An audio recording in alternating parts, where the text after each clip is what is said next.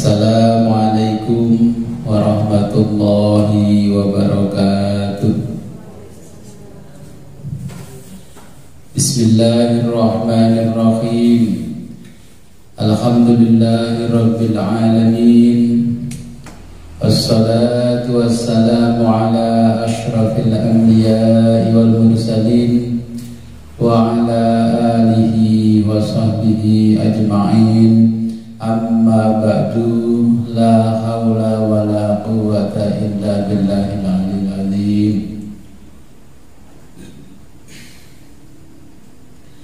Alhamdulillah, pada malam hari ini kita diberikan kenikmatan oleh Allah Subhanahu wa taala berupa Islam, iman, ihsan dan kesehatan, sehingga pada malam hari ini kita bisa kembali ngaji kitab Ihya Ulumuddin. Sebelum kita mulai pengajian ini, marilah kita berkirim Fatihah kepada junjungan kita baginda Nabi besar Muhammad sallallahu alaihi wasallam. Ila hadratin sayyidina wa habibina wa syafi'ina wa qurrati a'yunina wa qudwatina wa maulana Muhammadin sallallahu alaihi wasallam. Al-Fatihah. Iyyaka na'budu.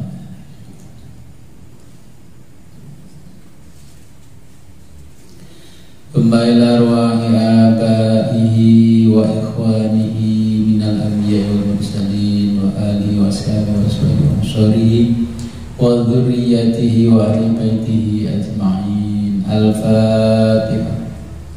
A'udzu billahi minasyaitonir rajim. Iyyaka na'budu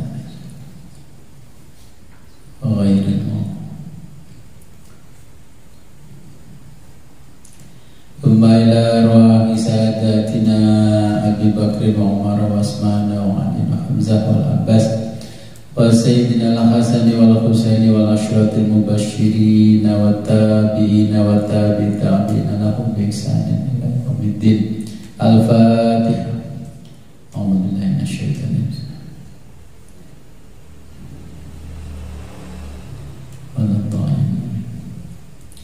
Thumma ila arwahi sayyidatina Fatimah al-Batul binti sayyidil mursalin wa sayyidatina Khadijah al-Kubra wa Aisyah ar-Ridha wa sayyidina Ali Zainal Abidin wa bani sayyidina Muhammad al-Baqir wa sayyidina Ja'far Shadiq wa sayyidina Ali al-Raidi. Al-Fatihah.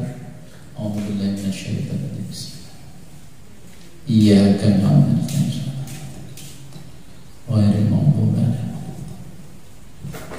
Thumma ila ruhi mu'allif Ihya Ulumuddin al-Imam al-Mujaddid Muhajjatul Islam wal Muslimin Zainuddin Abi Hamid Muhammad Ahmad al-Ghazali at-Tusi at-Tabarani asy-Syafi'i radhiyallahu anhu wa nafa'ana bihi wa bi ulumihi wa bi barakatihi wali walidayhi wali masyayikhihi. Al-Fatihah.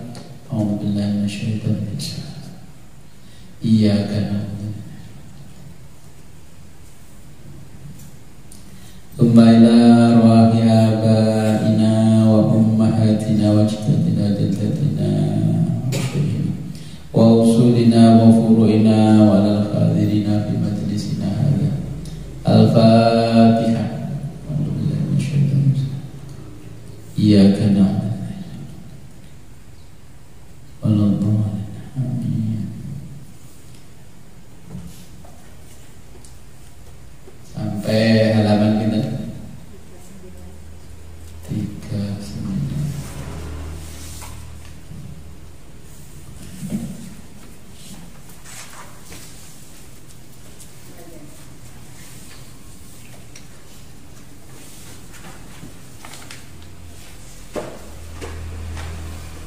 Fadilatut ta'lim ini.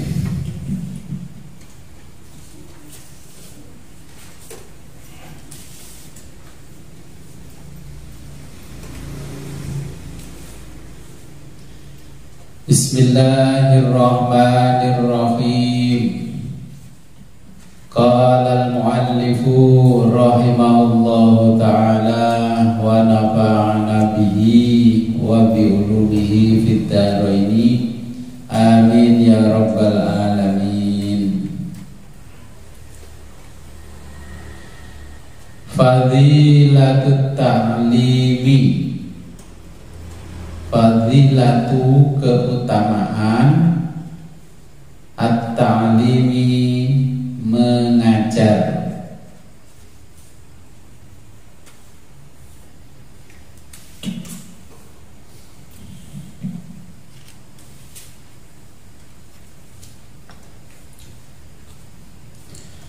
Ammal ayatu, adapun ayat-ayat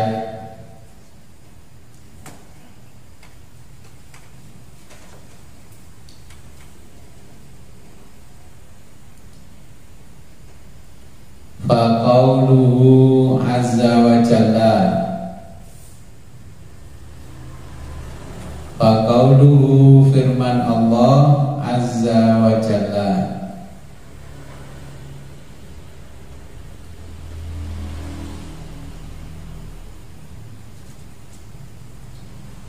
waliyumdhiru, dan untuk memberi peringatan,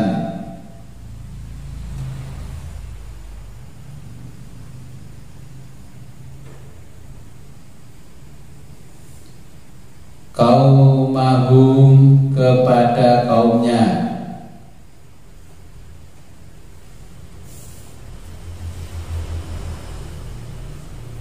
idza roja'u,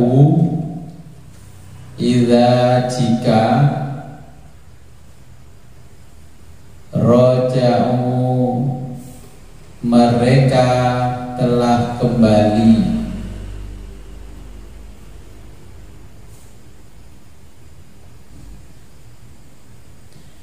ilaihim kepada kaum itu,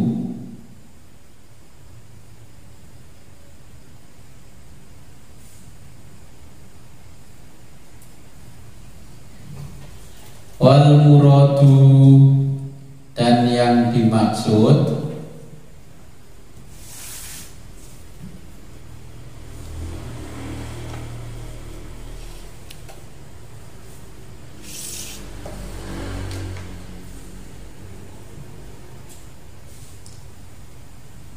wa adalah at-ta'limu mengajar, wal muradu huwa ta'limu, wal irsyadu, dan memberi petunjuk,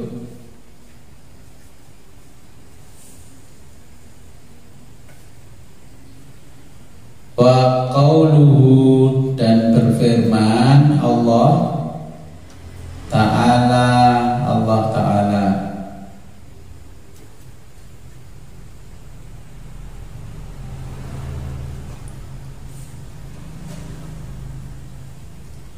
wa id akhadallahu,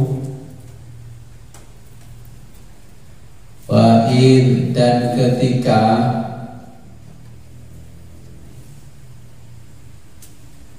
akhadha mengambil, siapa Allahu Allah,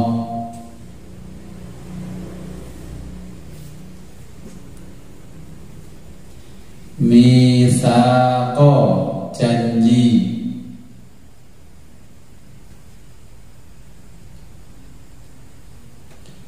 alladzina orang-orang,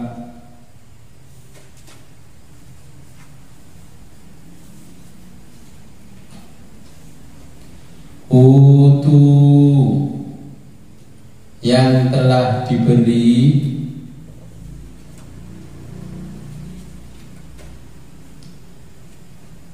al-kitab kitab,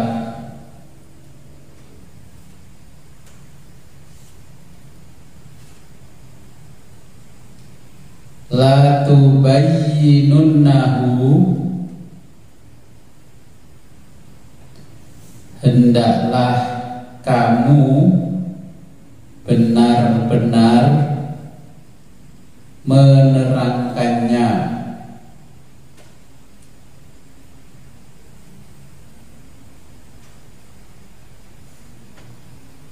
linnasi, kepada manusia,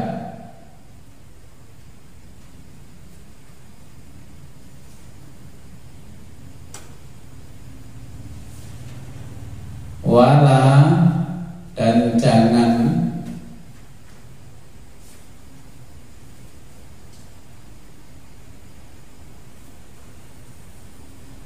taktumunahu, kamu menyembunyikannya,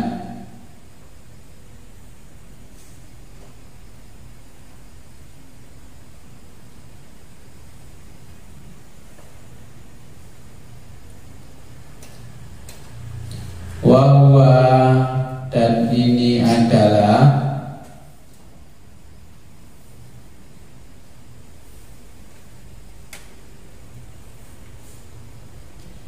ijabun, bukti,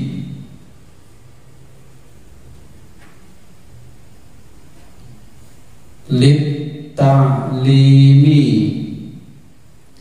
kewajiban mengajar,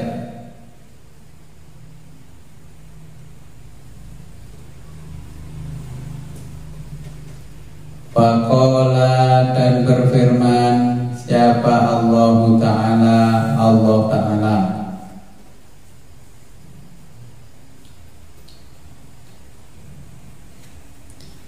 wa in, dan sesungguhnya,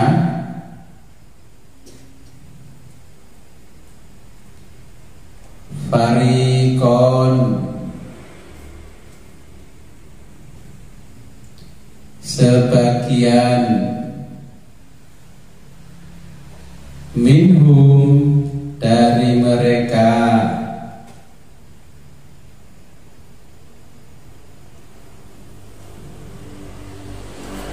layak tumuna, pasti menyembunyikan,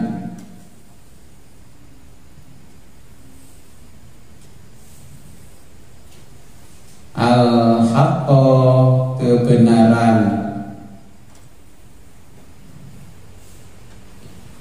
wahum, dan mereka,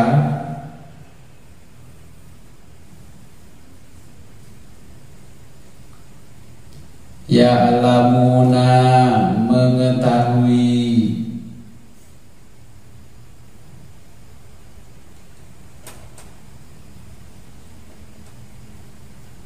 wahwa, ini adalah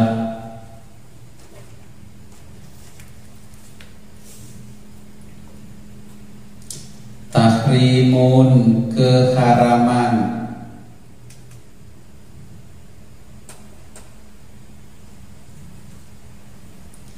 lil kitmani, menyembunyikan ilmu,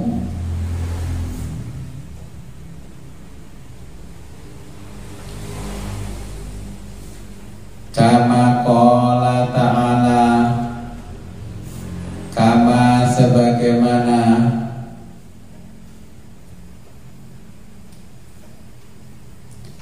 qala ta'ala, berfirman Allah Ta'ala,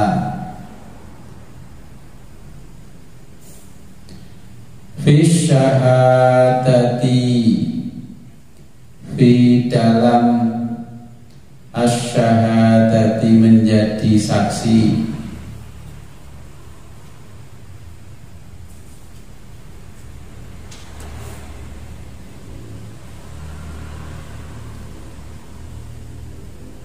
waman, dan barang siapa,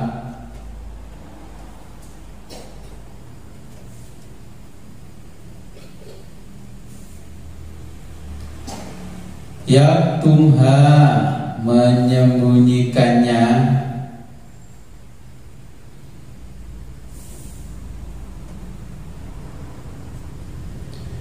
fa innahu maka sesungguhnya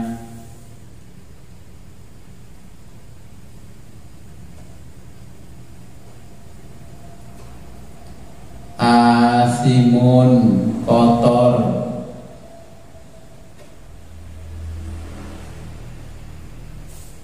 qalbuhu hatinya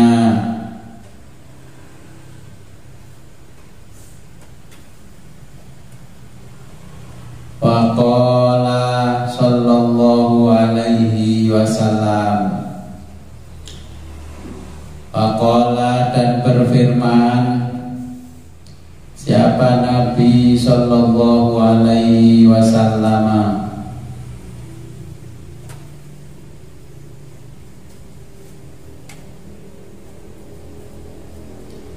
ma tidak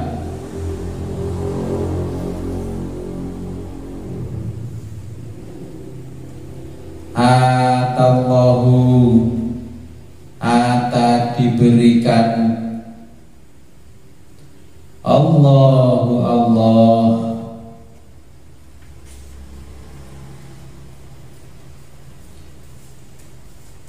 aliman kepada orang alim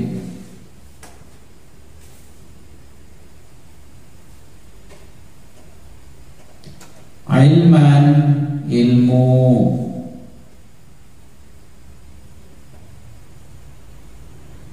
illa kecuali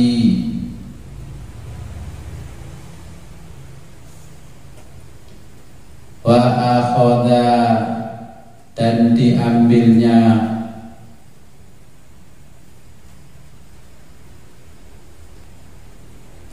alaihi padanya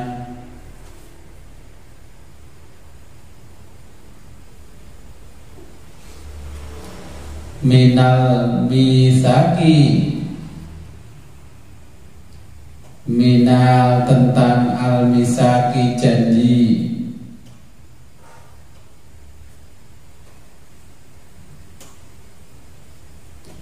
ma apa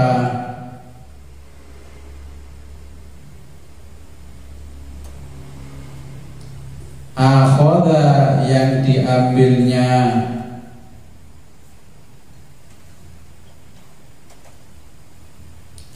alan nabiyina kepada para nabi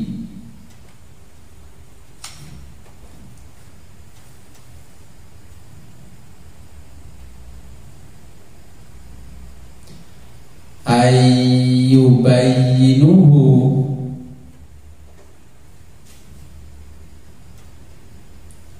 an bahwa yubayyinuhu dia akan menerangkan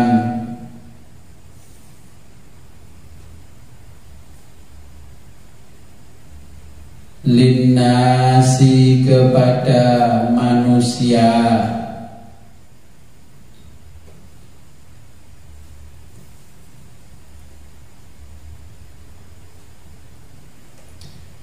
wala dan tidak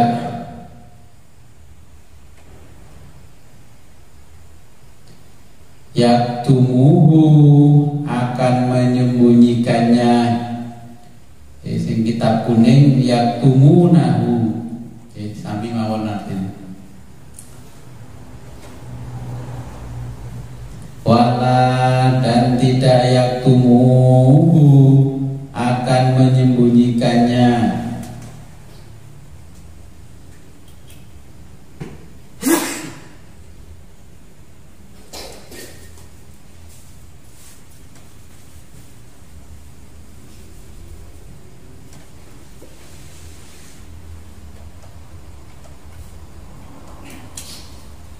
Waqala ta'ala dan berfirman Allah Ta'ala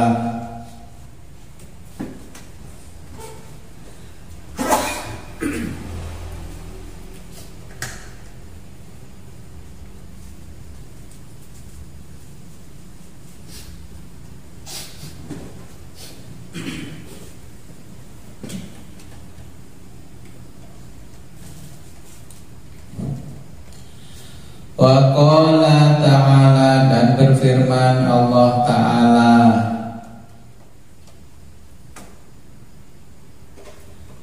waman, dan barang siapa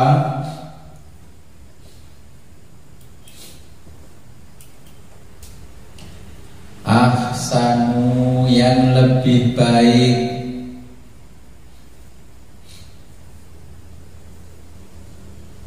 qaulan, perkataannya,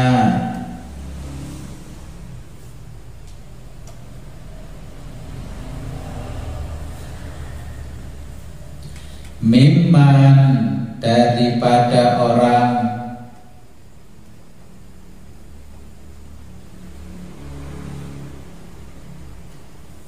da'a, yang memanggil,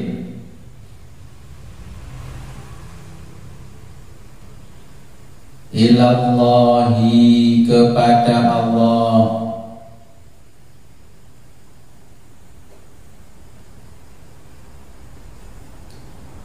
wa amila, dan beramal,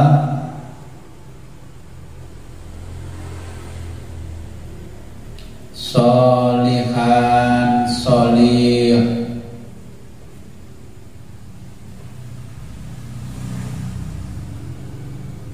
wa qala ta'ala,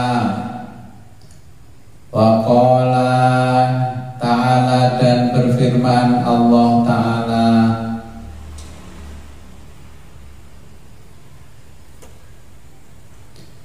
ud'u, serukan,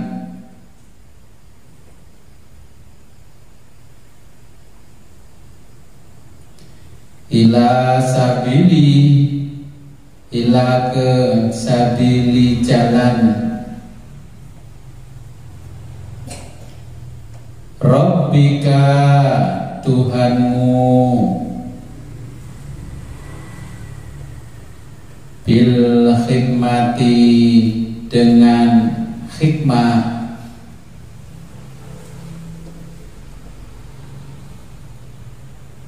lanjutannya wal mau'izatil hasanah, bil hikmati, dengan hikmah, wal mau'izati, dan pengajaran, al hasanati, yang baik.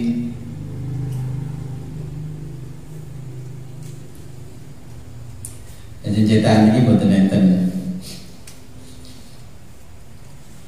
Wa qala ta'ala, dan berfirman Allah Ta'ala,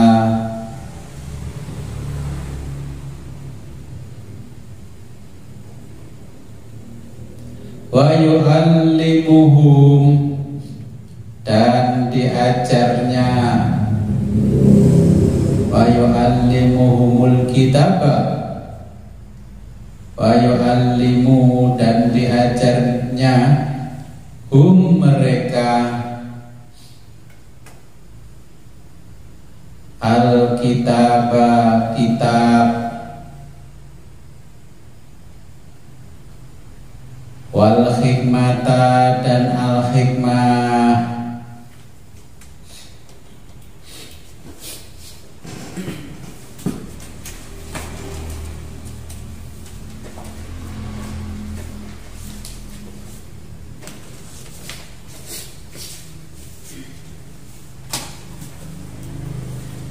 kalau jelas nih ya. Ini ada kata-kata yang asing lagi ini, al-hikmah.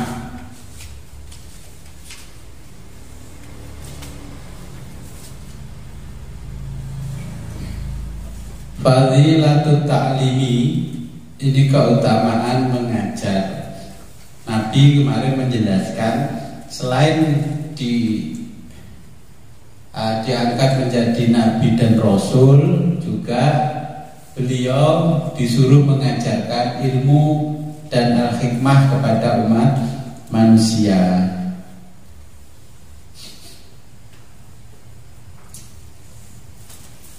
Apa yang dimaksud al-hikmah? Ini kan Allah menyerukan di dalam ayat ud'u ila sabili rabbika bil hikmah wal mau'izatil hasanah. Saya ngaji Al-Hikmah di sini, tapi pesertanya terbatas. Ya.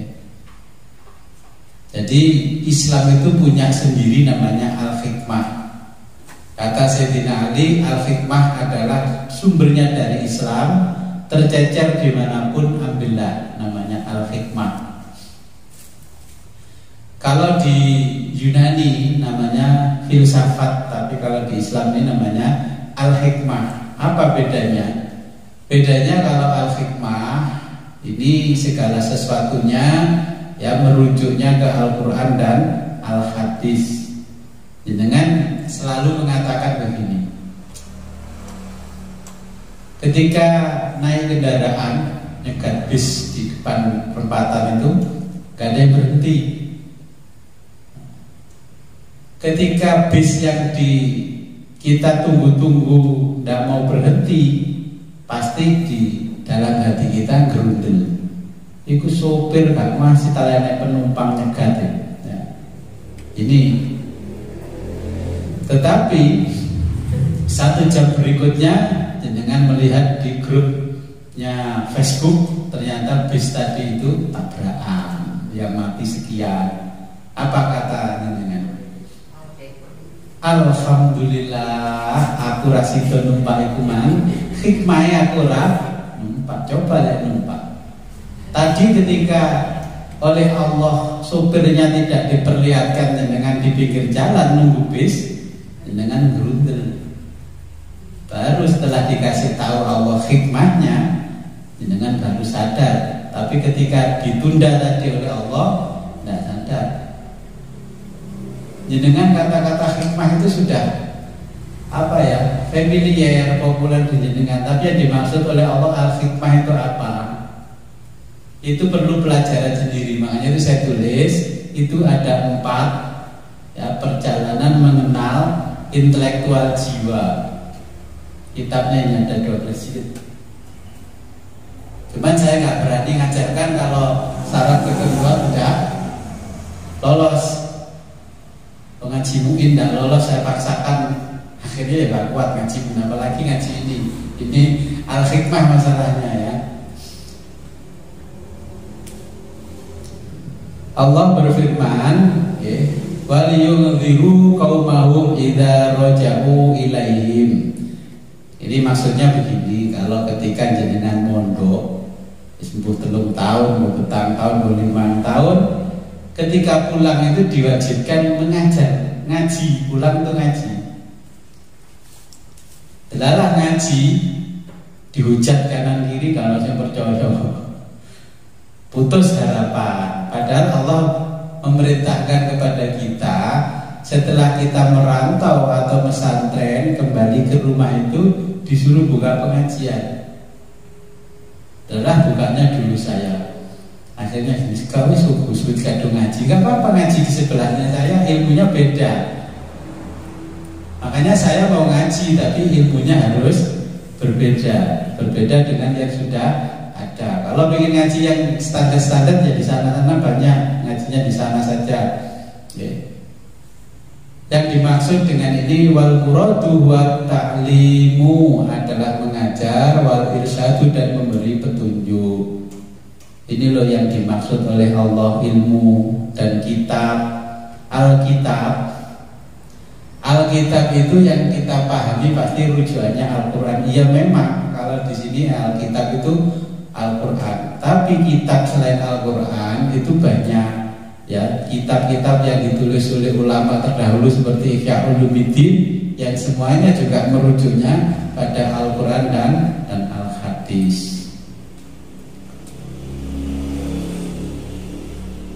Tetapi Allah itu memberikan ilmu kepada orang alim. Ketika kita alim, panjenengan alim, tidak boleh merahasiakan ilmunya.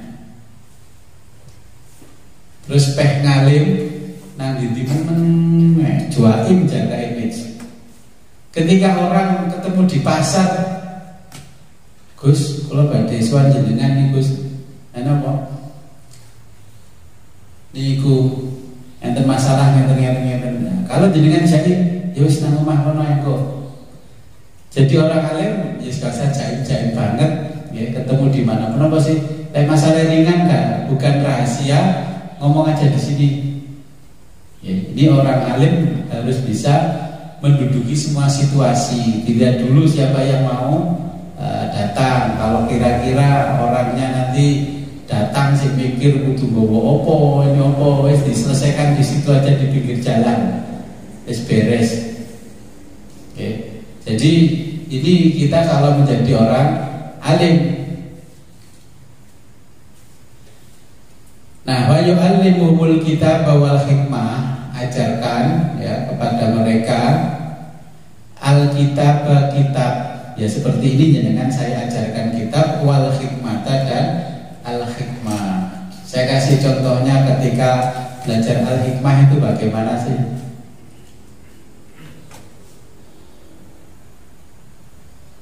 Ketika ada kejadian di masyarakat ya, permasalahan itu pribadi dan permasalahan sosial. Oke, permasalahan kalau pribadi namanya ya, personal problem. Oke, ini personal problem. Dengan yang satu namanya social problem. Tidak semua permasalahan pribadi menjadi permasalahan sosial. Tidak semuanya permasalahan sosial menjadi permasalahan personal atau pribadi. Sebagai contoh, di dalam fenomena-fenomena sosial, kalau kita berbicara al-hikmah, di dalam kehidupan itu ada yang namanya rekayasa sosial. Sudah pernah mendengar rekayasa sosial? Okay. Rekayasa sosial itu bagian dari ilmu sosial. Jadi perubahan kehidupan manusia yang sudah diatur. Contoh hari ini panjenengan menikmati harga BBM berapa pertalite? 10.000. Kata pemerintah disubsidi berapa persen? 30%. Jadi kalau uang 10.000 bayar, berarti yang 3.000 dibayar pemerintah. Ini namanya rekayasa sosial. Dari rekayasa sosial ini kita bicara al-hikmahnya. Pemerintah mengatakan bahwa nanti kelebihan harga BBM akan disalurkan kepada orang-orang yang tidak mampu, berbentuk PKH, berbentuk BLT dan sebagainya. Terus orang-orang yang mendapatkan PKH BLT setiap bulan mendapatkan alhamdulillah saya dapat PKH BLT 600.000. Seneng loh, 600.000 setiap bulan, gak usah nyambut gawe, gak usah macul ya, ora usah ebor berambang, 600.000. Terus logo di depan rumahnya yang ditempel provinsi, kabupaten dan Kemensos dapat 3. Berarti kalau 600-an dapat berapa? Kali 3, 6 kali 3 nah, dapat 28. Ngalahkan gaji pokoknya PNS golongan 3 baru masuk.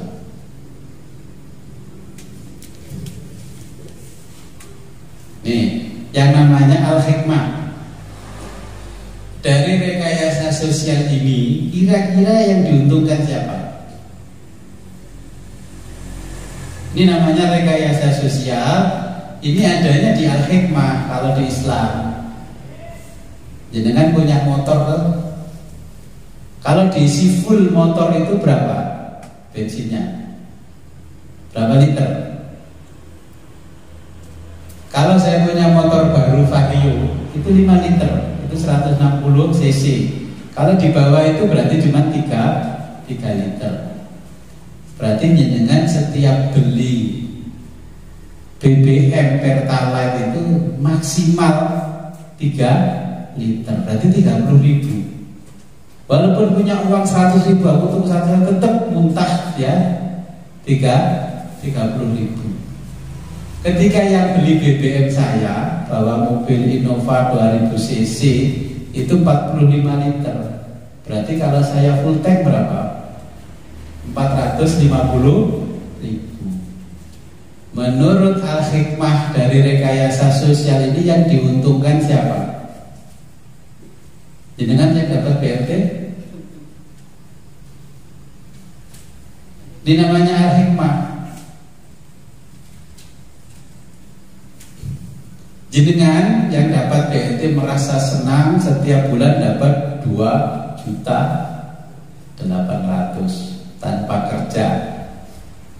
Tapi yang menikmati semua ini yang lebih besar adalah orang kaya, bukan orang miskin. Ini al-hikmah. Ini bagian dari al-hikmah. Cara berpikirnya al-hikmah melihat kondisi sosial, fenomena sosial yang ada hari ini. Kira-kira paham gak dari apa yang saya sampaikan tentang al-hikmah? Jadi yang dimaksud al-hikmah itu tentang kebijaksanaan. Kalau terjemah bahasa menurut kamus ya bijaksana. Yasin wal Qur'anil Hakim, demi Al-Qur'an yang penuh kebijaksanaan. Tetapi di sini Islam punya ilmu yang namanya al-hikmah. Ini contoh al-hikmah dengan konstruksi berpikirnya al-hikmah. Dari zaman Nabi sampai zaman sekarang itu mindset orang, konstruksi berpikir orang itu sama. Zaman Nabi itu orang mengatakan jahiliyah. Artinya apa? Bodoh. Zaman sekarang bukan jahiliyah tapi tradisional. Kita itu dibilang orang lain tradisional.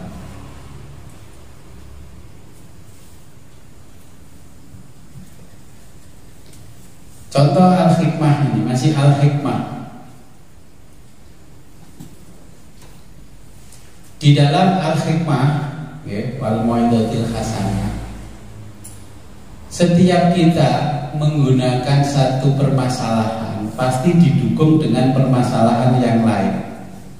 Kita bicara umat Islam pada umumnya. Umat Islam di sebagian tempat di dunia ini terkenal miskin, kumuh, jorok. Secara politik, ekonomi lemah. Gimana? Di Indonesia saja kalau kita bicara umat Islam, Indonesia itu punya sekitar 10 konglomerat. Satu orang konglomerat ini hartanya kalau dikumpulkan orang Indonesia seluruhnya, hartanya dikumpulkan, saya jenengan dikumpulkan, ini nggak bisa mengalahkan satu orang ini hartanya. Ini konglomerat. Nah ini ada 10 orang di Indonesia, hartanya satu orang ini kita urunan dikumpul semuanya dihitung, dijejer-jejer, nggak bisa mengalahkan satu orang. Apa yang ada di al-hikmah? Kalau kita berpikir dengan fenomena sosial, ono wong siji ngalahno sugih karo wong sak Indonesia.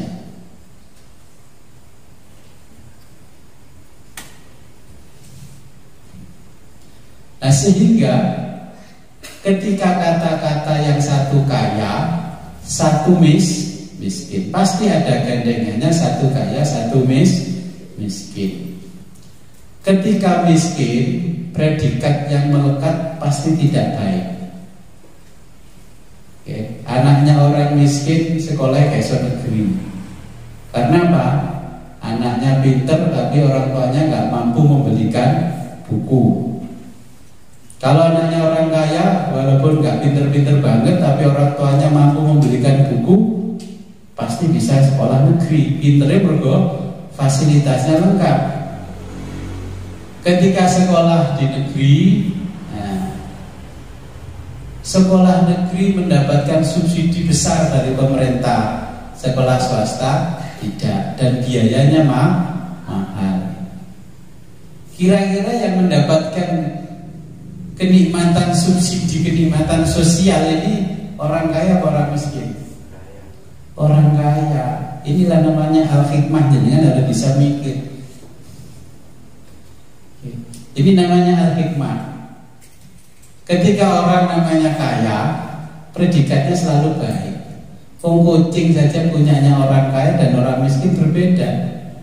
Kucingnya orang miskin gitu, mesti rengges, korengen.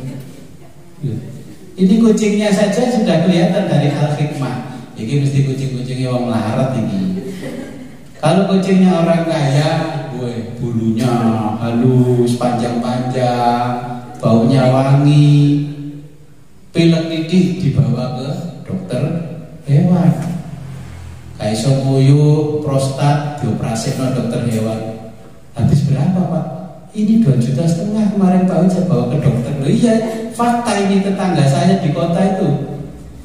Kucingnya ada sekitar 20. Kucingnya kayak somoyo dibawa ke dokter hewan katanya prostat. Nah cuma Pak Haji aja prostat. Kucing prostat 2,5 juta operasi. Ini fakta. Orang kaya ini sampai kucingnya prostat dioperasi no. Kalau orang miskin jarno yang lentru sampai mati. Nah ini fakta sosial kalau kita bicara al-hikmah. Ya. Hikmah itu nanti dibagi-bagi. Saya gambarkan ini dengan yang dimaksud di kitab ini al-hikmah.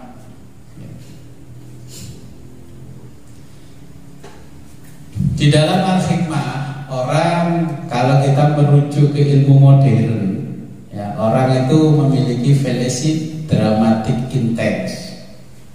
Jadi cara berpikirnya wis salah.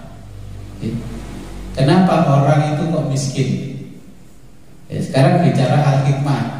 Di sekitar kita kan banyak orang miskin. Apa bandingannya? Tetangga A rumahnya besar, pilarnya tinggi, mobilnya 3. Tetangga B rumahnya tembok separuh badan, gede.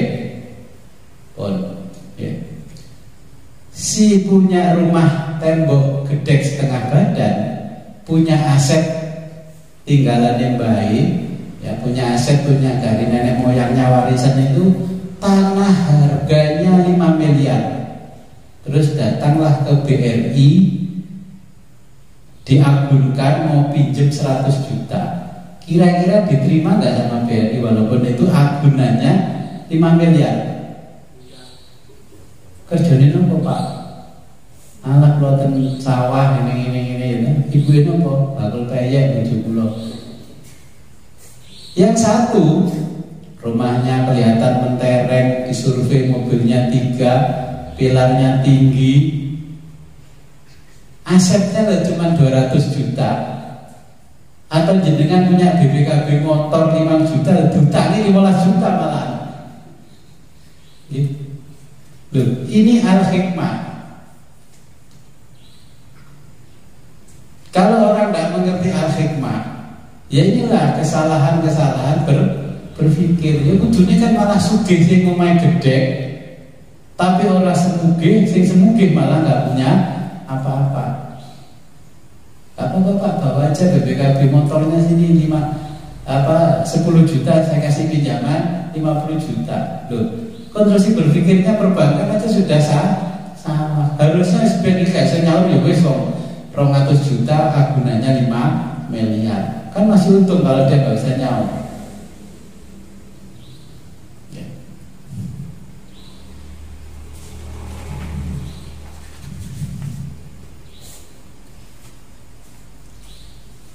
Kemudian kita bicara al-hikmah dari sisi lain. Al-hikmah dari sisi lain. Ini orang masih terus salah berpikir karena tidak pernah mengerti al-hikmah. Ini kondisi seseorang melihat satu masalah dari sisi historis. Kalau kecilnya dablek, terpendam lama, dengan wablek. Ketika SD, SMP, SMA nyolongi tebuni tonggoni, ya, terus nyolongi pencite peleme tonggoni. Padahal tetangganya itu sudah mengikhlaskan, ya, pernah diseret ke balai desa gara-gara nyolong pencit, nyolong kelopo. Padahal itu yang punya sudah memaafkan, mengikhlaskan. Terus tiba-tiba jenengan mencalonkan bupati. Kira-kira kelakuan itu dibongkar gak sama wartawan? Dibongkar. Dikongkon muswe, tak bayari bongkar milu. Ini konstruksi berpikir yang salah. Ya, karena berdasarkan historis, walaupun jenengan sekarang menjadi orang baik, dermawan, ya, yang krimian seperti itu dibrodol dan dikerowokan. Nah, ini.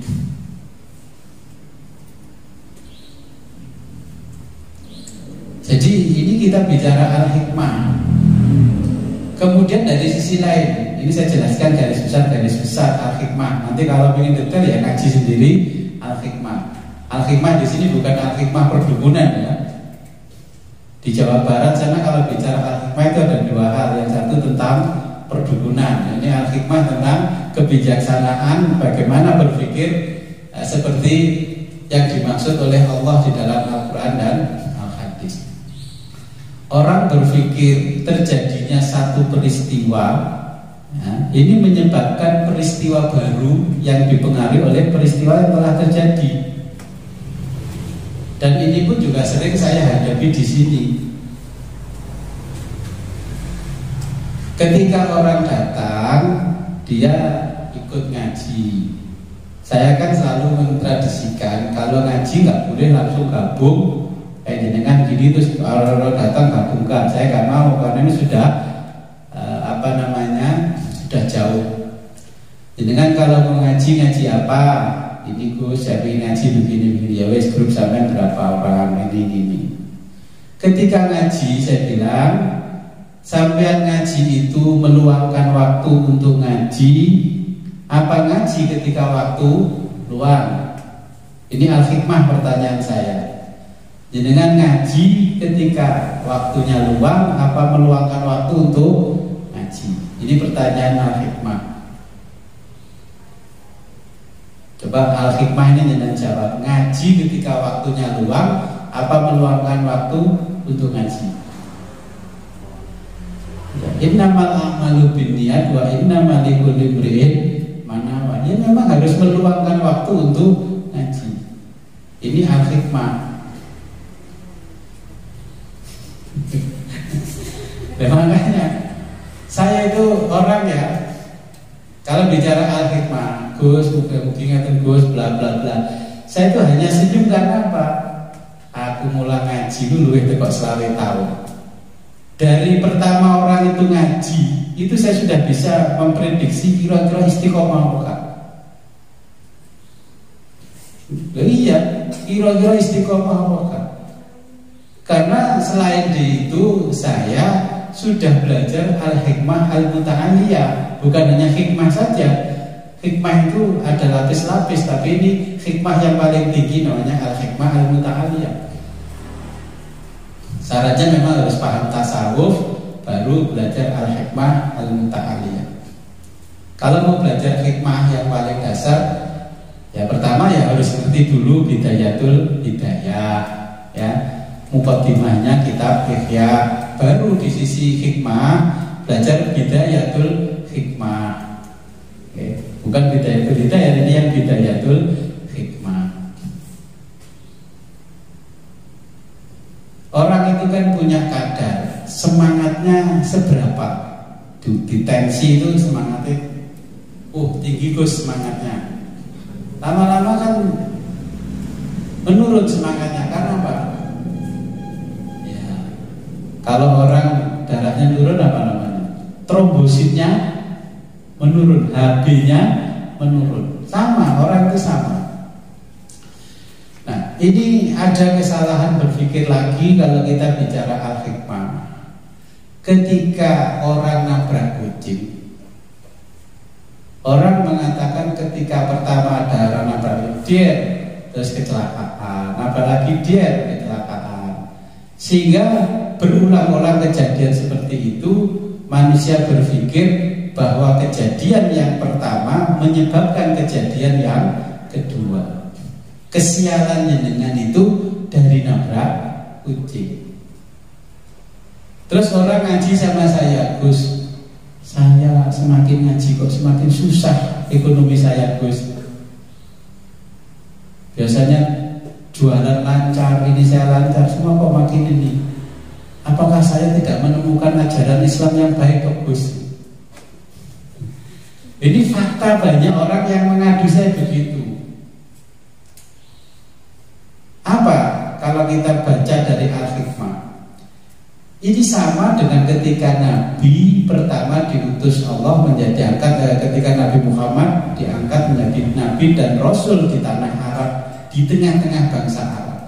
Ketika perubahan fenomena sosial terjadi karena Nabi Muhammad diutus sama Allah, orang Arab yang tadinya menyembah berhala, Lata, Uzza, Manat dan sebagainya itu kaya raya secara ekonomi. Setelah Islam membuat satu aturan-aturan baru, mereka tambah miskin. Mereka mengatakan gara-gara Muhammad dan Islam kita jadi sial. Berarti itu sama, gara-gara ngaji. Berarti ngaji kalau Gus Wid yang membawa sial. Kalimatnya orang begitu kalau dipandang dari hikmah, daplek, kira aku ini pembawa sial. Jadi ini kesalahan berpikir ya. Kalau kita bicara al-hikmah, jenengan lewat, ono banci lewat, Mas, nanti Mas, jenengan noleh nomabrak, gara-gara bencong melakukan kecelakaan. Nah, peristiwa yang pertama terjadi itu menjadi penyebab peristiwa kedua. Gampang nek diceluk bencong kok yo aja noleh. Akhirnya jenengan meyakini pokoknya ketemu bencong berarti membawa sial. Ketemu ular dimanapun membawa sial. Oke. Ini kita bicara al-hikmah, saya jelaskan ke jenengan dulu namanya al-hikmah. Sehingga semakin ngaji semakin terpuruk, semakin ngaji semakin terpuruk. Semakin wiritan semakin susah, semakin wiritan semakin susah. Berarti sama dengan peristiwa fenomena sosial di zaman Nabi dan zaman sekarang. Semakin ibadah kok semakin susah. Yang kepet-kepet gak ibadah kok tambah enak. Ya, ini al-hikmah. Al-hikmah dari sisi yang lain juga bisa kita jelaskan begini. Segala sesuatu orang itu sering mengkonkretkan sesuatu yang abstrak, mengkonkretkan ngenek-ngenek no barang sing kok gak enek basa Jawa ini, mengkonkretkan sesuatu yang abstrak. Contoh, apa yang dimaksud ini? Ketika pilihan lurah, lek dibom kira-kira dipilih enggak? Boten. Iya. Lu nyalon lurah hanya kirim gambar, kirim foto, ngongkon wakile ke rumah door to door. Iki opo ini ngene tok niat nyalon lurah. Tapi ada lurah yang datang sowan bla bla bla tinggali salma 1 juta, salma 1 juta. Cocok iki dipilih dadi lurah iki. Iki rom dadi wis gak nyebar-nyebar duit. Iki jangan-jangan ini kok malah sing ngentekno duit. Mergo dadi lurah jek melarat. Iki dadi lurah wis sugih gak bayar duit engko. Jenengan terimalah 1 juta. Lho fakta saya di rumah ini didatangi orang. Pun Mbah, tiang pinten sagriya Mbah? Ya ono 10. Dipun di atas 3 juta Mbah. Terus saya keluar. Lah iki dudu wong kene lho. KTP ku dudu wong kene, mboten apa-apa, pokoke sama 10 nggih 10 tak juta. Oke. Lah ini yang namanya displace concreteness. Jenengan senengane ngenekno barang sing gak enek. Sama ketika ada pilihan legislatif, calon-calon yang gak nyebar duit dan dicoblos sama orang-orang.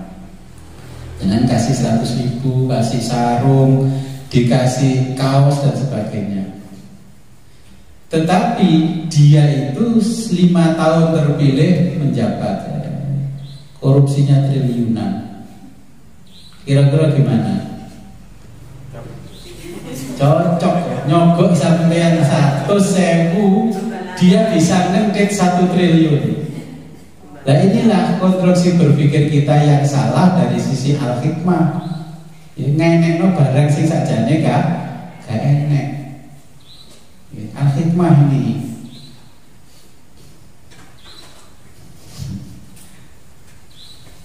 Apalagi ini sering terjadi pada umat Islam. Kalau orang sudah membawa simbol-simbol agama, umat Islam itu hatinya luluh. Soan maca kiai, koyok ngalim-ngalimo, gitu, sorbane dowo, dungane Pak Gus, Bunyai, ate nyalot itu nunggu.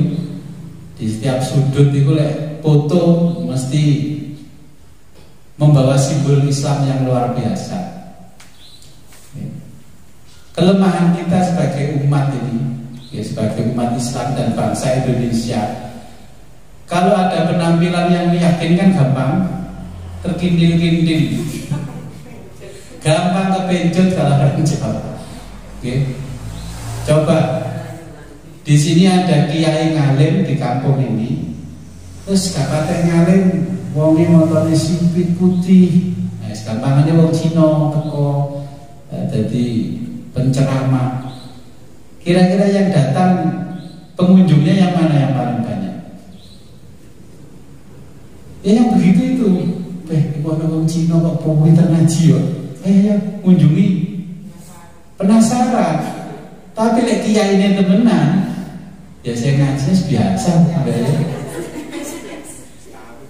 wis tahu. Nah, jadi ini juga kesalahan berpikir kalau kita bicara al-hikmah. Berikutnya ini dari sisi al-hikmah, orang sering berargumen menggunakan otoritas. Oke, sering berargumen menggunakan otoritas. Artinya apa? Ngomong titik-titik dalil, ngomong titik-titik dalil. Ono dalil gak? Kalau dalil Quran bid'ah, gitu, khurafat, mencak. Jadi ngomong mesti berdasarkan otoritas. Koyok-koyok Quran itu punyanya dia sendiri. Yang berhak mentafsirkan Al-Quran itu ya dia sendiri. Selain dari dia tidak alim. Ini termasuk konstruksi berpikir yang salah kalau dipandang dari ilmu hikmah. Makanya ulama-ulama dulu itu gak gampang dalil. Ngaji juga gampang dalil. Lihat kalau orang alim-alim itu, kayak ngajinya Gus Mus, kapan Gus Mus dalil? Gak tahu dalil. Karena nggak perlu didalilkan. Kalau dalil itu berarti kita menggunakan otoritas, kekuasaan Gusti Allah. Seakan-akan kita ini mesti direstui Gusti Allah menjadi wakilnya di muka bumi, menjadi khalifah. Anu dalilnya gak? Ayo kembali ke Al-Quran hadis. Kita ditanya ngejak-ngejak balik Quran hadis, emangnya apal Quran? Bahasa Quran ngaji ya. Bismillahirrahmanirrahim.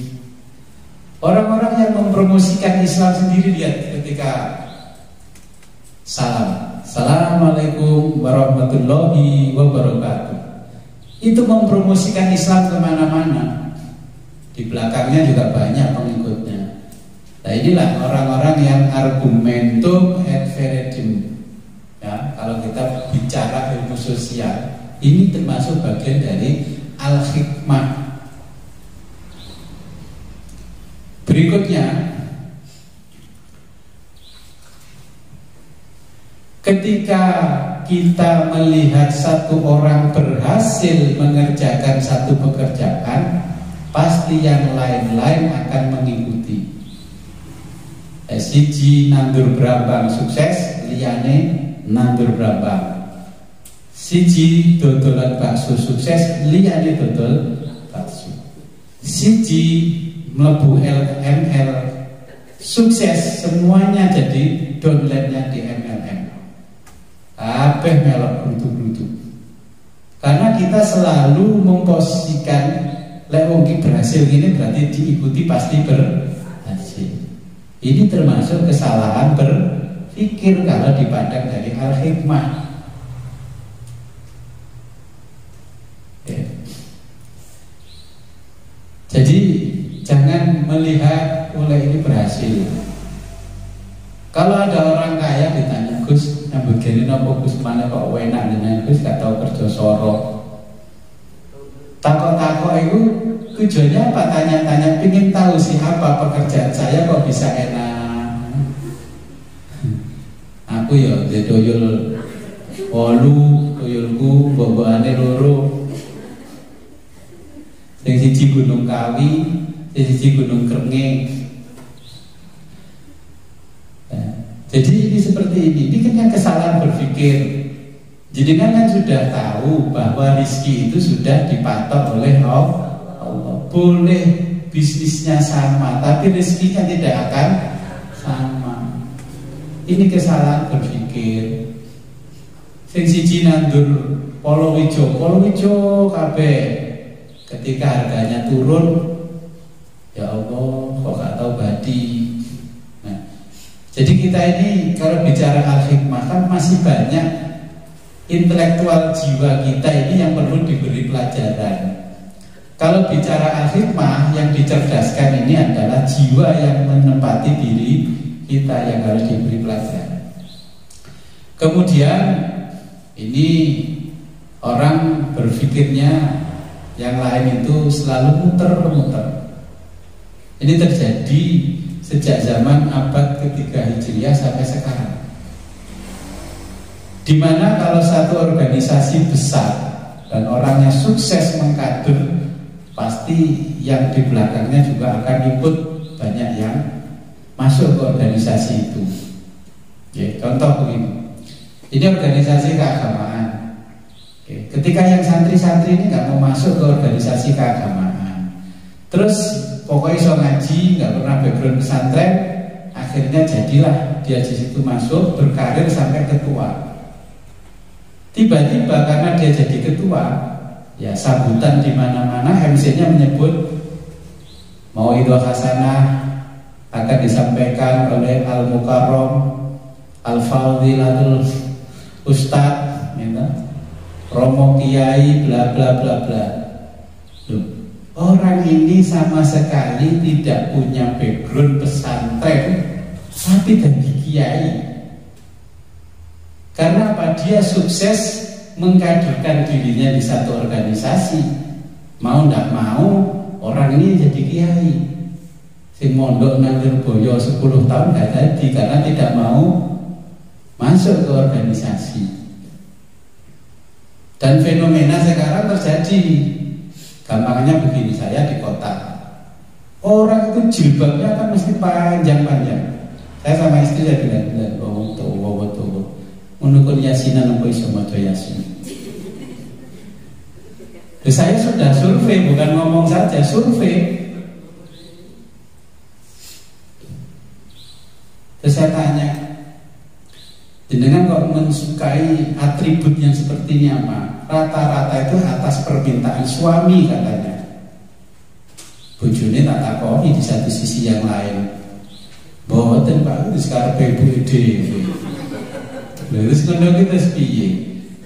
Dari pandangan kacamata al-hikmah, kalau orang sudah menampilkan atribut seperti itu, kira-kira ya ngelmune yes ngalahno Rabi'ah al-Adawiyah. Kalau di Islam gak usah ngalahkan Siti Fatimah kejauhan, Rabi'ah al-Adawiyah, walinya Gusti Allah sing wedok. You know?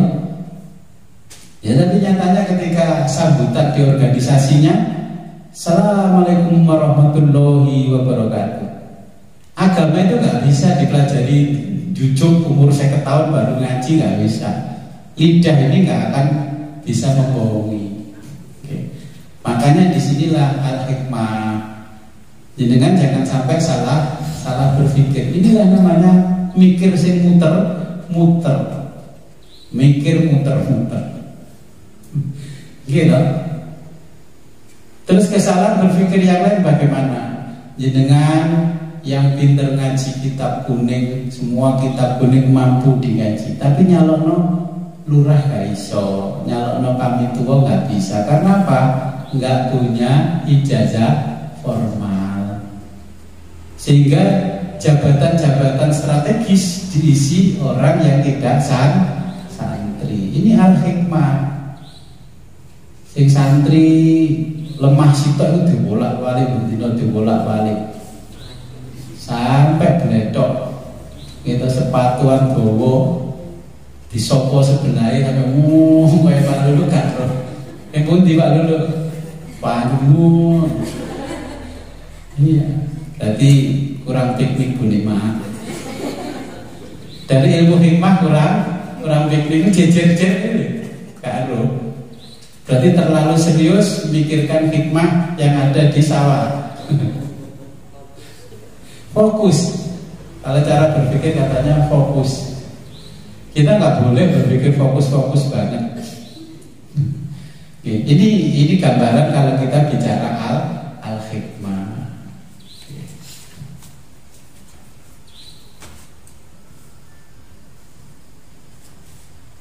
Jadi ketika kita mengajarkan ilmu, dari sisi-sisi yang lain juga harus kita jelaskan. Ojo mau ngaji itu maknane tok, kabeh wis iso lewat makna alhamdulillah kabehane puji lillahi. Ya, kagungannya Allah Rabbil Alamin akan mengerani sedaya alam bla bla bla, seperti itu sudah banyak orang bisa. Tapi yang dimaksud Allah ini apa. Nah inilah Fayu'allimuhul kitaba wal hikmah. Hikmah itu kebijaksanaan tingkat tinggi. Jenengan kalau dimoko sama anak kecil cik mantel nanggone hati, berarti di dalam hati ini masih miskin kehormatan. Jenengan masih gila hormat. Kalau sudah ada hikmah di dalam hatinya, ya wis diceluk bajingan ya diterima nih alhamdulillah. Wong aku diceluk wong bajingan. Dalam kita lewat ngerti hikmah kan disyukuri. Alhamdulillah aku diceluk wong bajingan. Karena bisa ngerti balaghah, ngerti mantek ya jawabnya begitu wong al-hikmah. Ya. Ini kira-kira al-hikmah yang dimaksud di dalam ayat ini. Jadi kita mengajarkan kitab dan hikmah. Hikmah itu sekarang perkembangannya di dunia Islam itu menjadi filsafat Islam, ya. Terus termasuk ada teologi Islam. Teologi itu ya ilmu kalam. Jadi jangan dimaksud ilmu kalam itu ilmu tentang ngomong-ngomong.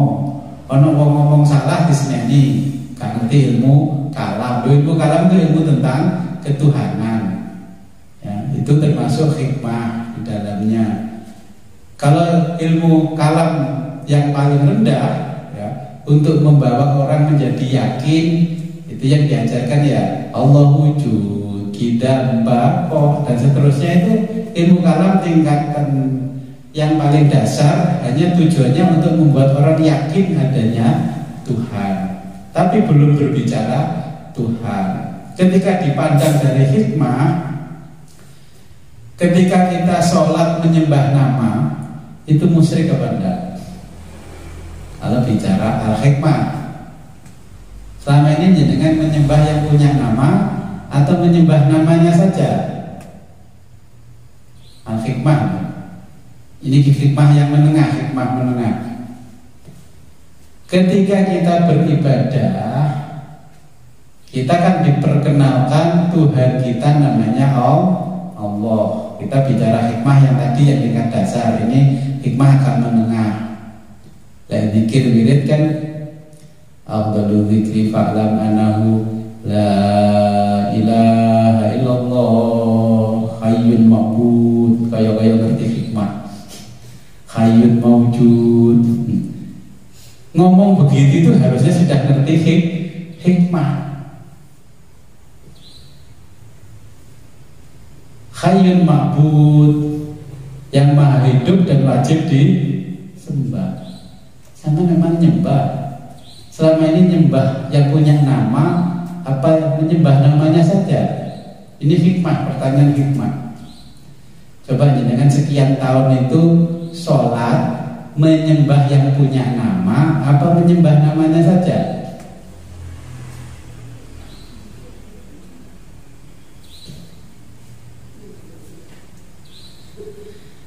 Kalau menyembah yang punya nama berarti pernah berjumpa yang punya nama. Ini hikmah. Ini hikmah tingkat-tingkat, ya masih tingkat bawah. Kita bicara al-haq itu di dalam hikmah namanya realita. Kita bicara wa yu'allimuhumul kitaba wal hikmah. Kalau mengajarkan kitabnya saya sanggup ke siapapun, tapi kalau mengajarkan al-hikmahnya saya tidak sanggup ke semua orang. Karena tidak semua orang jiwanya bisa mengikuti. Makanya ketika ditanya dari sisi hikmah, selama sekian tahun panjenengan itu menyembah namanya saja atau menyembah yang punya nama? Ketika sudah mengerti al-hikmah, kita menyembah nama saja, itu hukumnya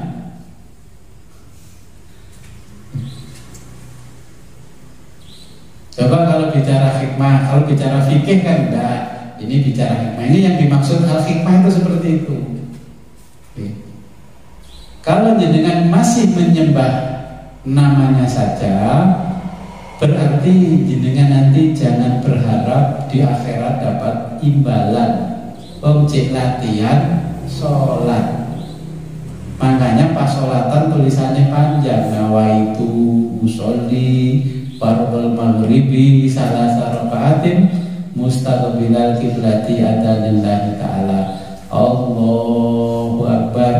Itu masih dikategorikan training, penataran. Nah, makanya kalau sudah bicara al-hikmah, gambarannya seperti itu. Makanya saya tidak siap mengajarkan al-hikmah ke setiap orang, karena bahasa Jawanya ya takrane gak asmat dewe-dewe gigane lek cilik heng. Hengnya ketika belajar hikmah dari ilmu tasawuf itu jadi jalan majeduk. Itu heng belajar ilmu hikmah. Kalau nggak heng, ya dia selamat pasti akan sampai kepada tujuan, namanya al-haq. Allah memperkenalkan dirinya, namanya Allah. Ya. Tuhan itu memperkenalkan dirinya, namanya Allah. Ketika kita bicara hikmah, ketika ibadah, kita harus menyembah yang punya nama, bukan menyembah namanya saja. Maka kalau kita bicara hikmah, contohnya begini. Bismillahirrahmanirrahim. Innallaha wa malaikatahu yusholluna 'alan nabi. Innallaha, sesungguhnya Allah, wa malaikatahu, dan para malaikatnya Allah, yusholluna 'alan nabi, bersolawat kepada nabi. Ya ayyuhalladzina amanu, wahai orang-orang yang beriman, shollu alaihi wasallimu taslima. Kalau jenengan tidak belajar al-hikmah, shollu, bersolawatlah kalian alaihi, kepadanya, wasallimu taslima, dan kirimlah salam kepadanya. Terjemahnya rata-rata pasti begitu.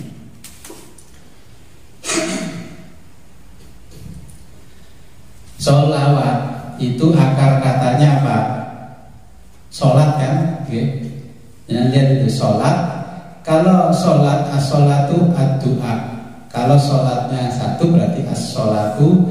Ketika ini sholatnya banyak berarti menjadi sholawat. Oke. Ya, belajar nahwu kan sholat jadi sholawat. Tetapi dari sisi hikmah, ketika kita bicara sholawat, berarti itu doa kepada Nabi.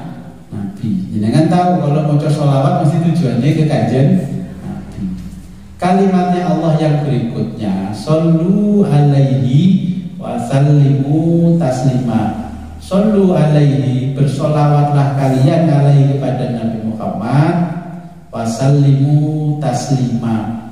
Itu bukan kirim salam. Wa sallimu taslima, wa sallimu, dan kamu pasrahkan dirimu seutuhnya kepada Nabi Muhammad. Kalau kita belajar sisi hikmah, berarti kita disuruh sholawat. Lek sholawat nang kanjeng Nabi wis pasrah bompokan apa jare kanjeng Nabi. Sholawat nalih ampun kula waca lho Gus petange 44. Kok dene ngenten jawaban nggih Gusti Allah. Lah awakmu memahami ini shollu alaihi wasallim taslimamu mungkirin salam, tidak memasrahkan diri 100% kepada kanjeng Nabi. Yang benar kirim salam atau memasrahkan diri kalau dilihat dari bahasanya al-hikmah? Ya harusnya pasrah. Dan kalau pasrah sama saya, pasrah nukang, ya wis aja kok warai tukangnya tambah tukangnya mutung. Gitu. Jadi itulah sisi hikmah. Ketika sholat dari sisi bahasa as-sholatu ad-du'a, maka didefinisikan sholat sebagai doa. Istilahan secara istilah aqwalun wa af'alun muftatakatun bitakbiri wa muftatamatun bitaslimi. Nah, sholat ketika dipandang dari sisi istilahnya fikih, ucapan dan perbuatan yang diawali dengan takbiratul ihram, diakhiri dengan salam. Terus ketika ngaji mungkin maksusotun, ada tambahan maksusotun khusus tertentu, karena nanti ada yang Allahu Akbar, takbiratul ihram. Terus terakhir Assalamualaikum warahmatullahi wabarakatuh. Ternyata kan demo. Kalau definisi itu makanya di Fathul Muhin ditambahi maksusotun dengan tertentu. Tidak semua yang takbiratul ihram diakhiri dengan salam pasti sholat. Karena sholat itu madhep kiblat. Kalau di atas truk kendaraan, di atasnya salon besar, sound system, Allahu Akbar, diawali dengan takbiratul ihram, membaca ayat-ayat bla bla bla bla, diakhiri dengan salam. Ternyata demo. Nah, ini kan memandang dari sisi hikmah. Kalau begitu itu bukan ibadah, itu orang demo. Oh, nanti pertanyaan betul. Hikmah, itulah hikmah. Makanya kadang-kadang saya melihat orang membuat TPQ, TPA Darul Hikmah. Itu rumah kebijaksanaan. Di zaman dulu, zaman Nabi sampai periode abad ke-5 Hijriah, kalau sudah bicara hikmah, orang itu sudah paham tasawuf, paham filsafat, paham semuanya, berarti dia baru memahami al-hikmah. Sekarang al-hikmah jadi branding saja al-hikmah. Yang dimaksud hikmah itu ya sangat luar biasa apa yang disampaikan oleh Allah di dalam Al-Quran ini.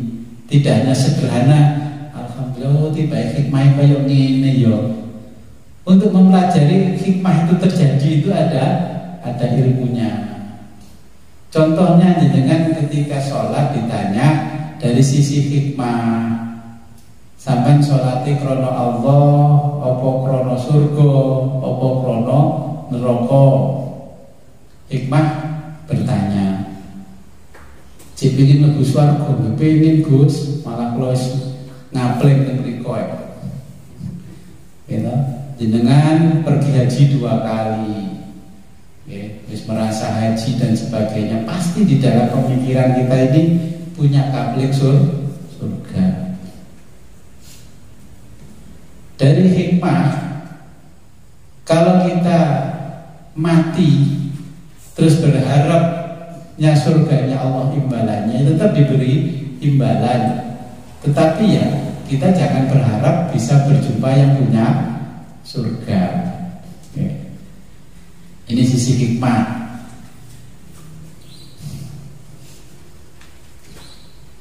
Sebenarnya Ihya Ulumuddin nanti jilid yang ketiga keempat itu barulah bicara hikmah. Karena Pak Imam Ghazali berbicara tasawuf dari sisi filsafat, ya. Makanya di sini ilmunya namanya tasawuf falsafi.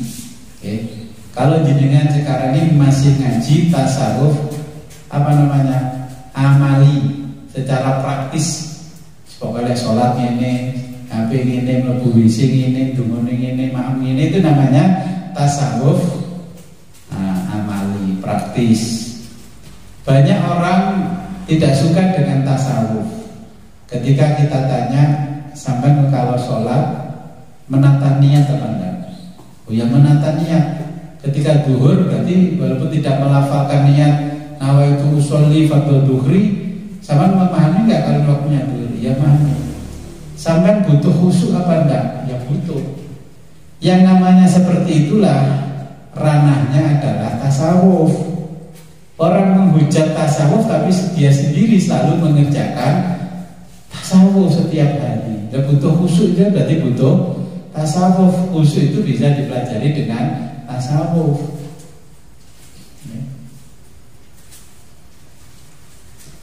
Pun cukup jelas ya gambaran al-hikmah. Ini berat hanya ngaji hikmah berat. Karena wa yu'allimuhumul kitaba wal hikmah. Dengan yang ngaji fikih berapapun saya anggap mampu, ya. Sampai majmu ini adalah mampu 27 jilid. Tapi ketika bicara hikmah, hikmah ini saya punya 12 jilid, ya, satu kitab al-hikmah itu satu jilid mungkin separuh di sini. Umum.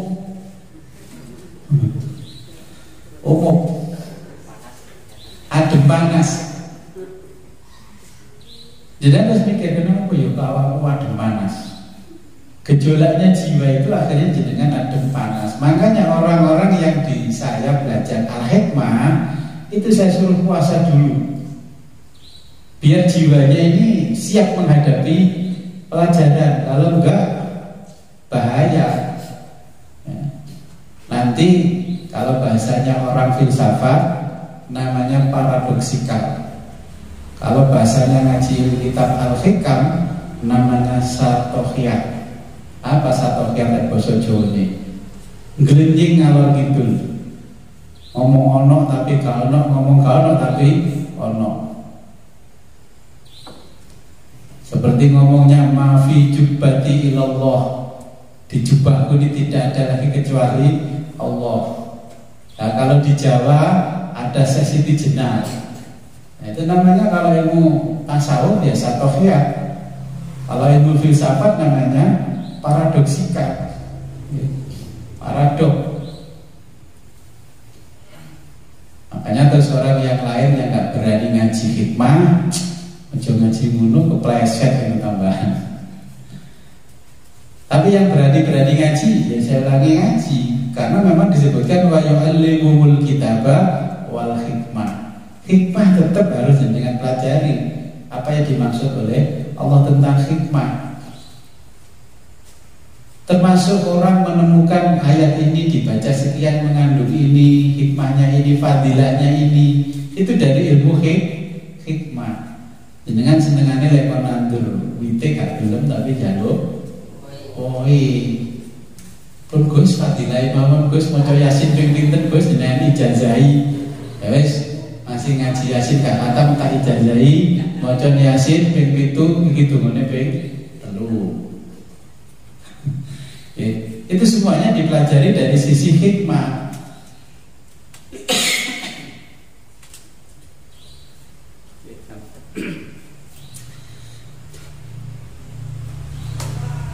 Oke, kalau nggak ada pertanyaan sebelum saya akhiri, ya, marilah kita berdoa mohon kepada Allah semoga apa yang kita pelajari pada malam hari ini membawa manfaat dan barokah fid dini wa dunya hatta akhir.